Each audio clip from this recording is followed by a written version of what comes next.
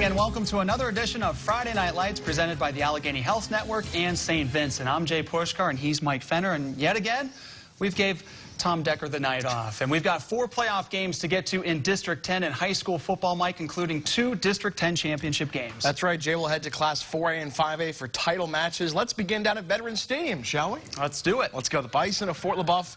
And how about winners of 4 of their last 6 games, while the defending District 10 Ramblers came in on a 5-game winning streak. Special teams playing a factor in the opening half. Cathedral Prep gets on the scoreboard first. Jalen Carson blocks a punt and scoops and scores 22 yards to the end zone, 7-0 Ramblers. Just over 5 minutes to go in the first quarter. Ramblers go up top. Tamar Sample finds Carson. 14-0 lead just like that for the team in all orange. Later in the first, Prep with the ball again. Sample keeps it himself, taking some tacklers with him on the spin move, first down. Then he'll hand it off. Jaheim Howard back from a shoulder injury, cruising into the end zone. Ramblers rolling 21-0 there. Midway through the second quarter, Sample, play action fake, goes deep and wide open is Jack Odakoven on the touchdown connection there. Leboeuf trying to go to the air here, try to get back in this one. Max Andries gets picked off by Jordan Adams. He'll take it inside the Bison 20, which would set up a Luke Sittinger touchdown run to make it 28-0. Next Rambler possession after that.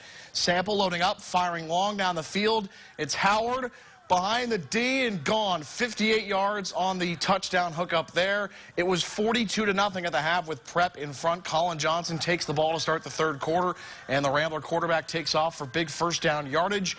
Same drive and same result here, this time from 9 yards out. It's a touchdown, 49-0 Prep. Ramblers go on to win D10 with a 56-0 victory over Fort Leboeuf as the Ramblers get it done, moving to 9-2 on the season, and they get to hoist the hardware as well.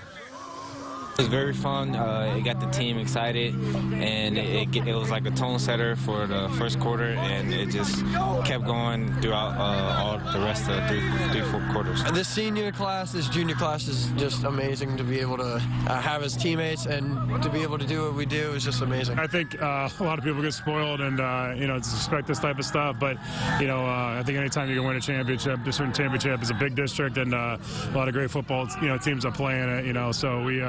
We're happy tonight, and it's a great win for us, and we set our eyes on the next goal. The next goal being navigating those state playoffs on the Lewis Fitness and Performance scoreboard. It's a 56-0 win for Cathedral Prep over Fort Leboeuf to claim the Class 4A D10 championship. Tamar Sample, 154 yards passing, 3 touchdowns. Jalen Carson, 57 yards receiving and a score, plus the block punt for a return touchdown. Jaheim Howard back from that shoulder injury, the 58-yard touchdown catch, and a touchdown run as well.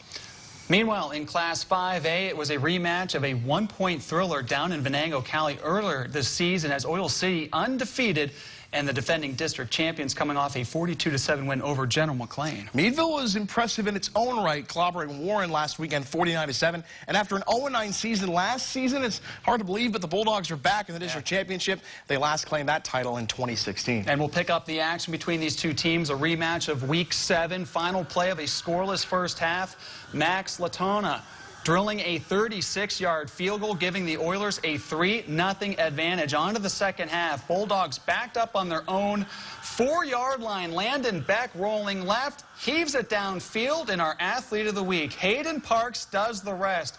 He is off to the races for the 96-yard pitch and catch touchdown. Meadville with their first lead at 7-3. Later in the third quarter, though, following a Meadville fumble, the Oilers would cash in, and they would do it with the halfback option.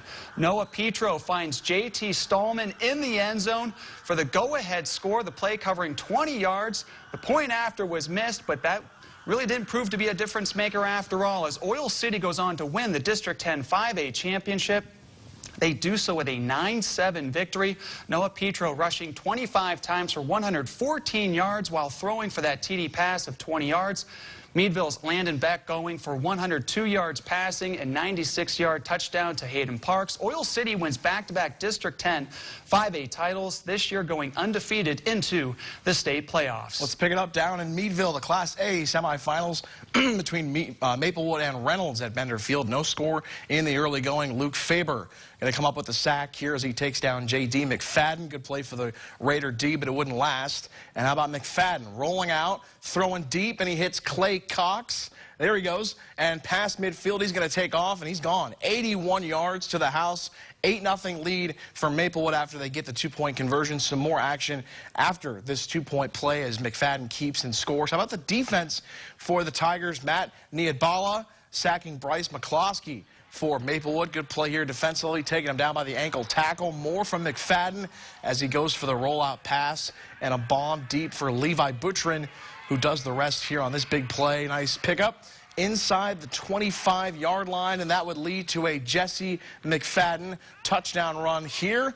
3-4 into the end zone from 15 yards out. Two-point play good as well for Caleb Donor. 16-0 lead for the Wood. Maplewood shuts out Reynolds 36-0, advancing to the D10 Class A finals. Who would they face in the other Class A semifinal? No surprise here. Farrell rolls West Middlesex 42-0. Steelers advance to the Class A championship to play Maplewood next weekend.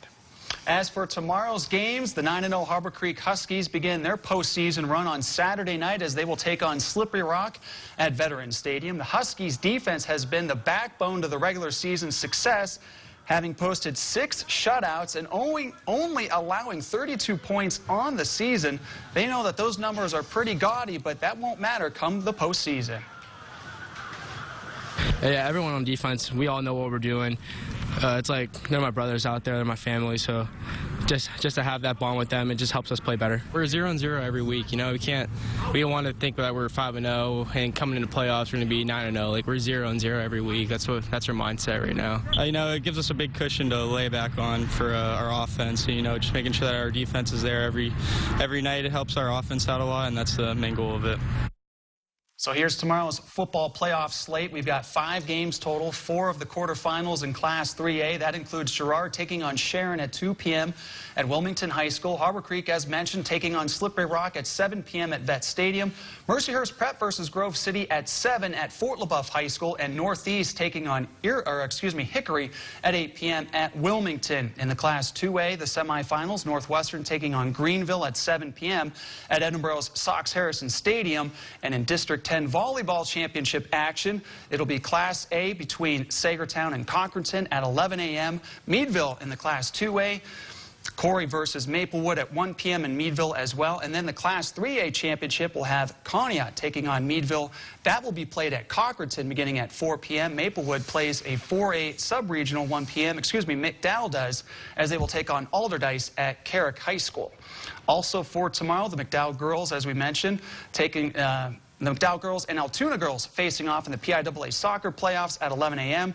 And the boys match will follow at 1 p.m. Let's go to the Lewis Fitness and Performance scoreboard for the Otters in the OHL second night of a 3-3 for Erie against the London Knights. Erie falls 7-6 in overtime. Curtis Henry, 2 goals. Daniel D'Amato scores a goal, his 8th of the year. Hayden Fowler with his 7th of the season. But Erie lets a late lead get away. They're back home tomorrow night at 7 o'clock against the Ottawa 67s. How about some women's hockey? Mercyhurst home hosting Lindenwood for a 2-game weekend series. Opening period and scoreless. And that changes when Emma Newton lights the lamp. It's a 1-0 Mercyhurst lead. It would stay that way until the opening minutes of the third. It's Newton scoring her 2nd goal of the game. Mercyhurst doubling its advantage to 2-0. Closing minutes now of regulation. Lady Lakers on the power play, and it's Sam Isbell cashing in on the power play goal, her 3rd goal of the season, and that is credit to us being at the Mercyhurst Ice Center for the before and the after goals there. Kennedy Blair turning away all 13 shots she faced. Mercyhurst now 6-2-1 on the season. They blank Lindenwood 3-0. It's important. We want this to be a tough ring to play against, and yeah, I think it's really important, and I think our team, like, we love to play home and like new rink and everything. It's just we want to keep it for ourselves. Yeah, it's super important. These wins can make or break a season, so it's super important for us to win these games now, so we don't pay for it at the end of the year. I have like 2 years under my belt now. This is my 3rd year, so I think that helps a lot too, just with playing. And then I think the team played really well in front of me, and also the past few games, so that helps a lot too. So. Back to the ice on the road. The Mercyhurst men at Bentley. 1-0 lead for the home team in the first, but Mercyhurst going to tie this up, make it 1-1. Bentley would get the next couple, and then Mercyhurst would tally the final 3. Stephen Ippery and Owen Norton in the 3rd, forcing OT. And then in OT, James Anderson seals the deal. Mercyhurst gets the 4-3 win in overtime on the road. To the NHL ice, Buffalo skating in Washington. Capitals getting the takeaway, and at the blue line, here they go the other way as Jacob Verana completes the rush with his 5th goal of the season, 1-0 Caps. Then on a 4-on-1, they break loose. Chandler Stevenson with the pretty goal in front. 2-0 Washington, and the Capitals would rack up 4 first-period goals. They roll past Buffalo, winning it 6-1.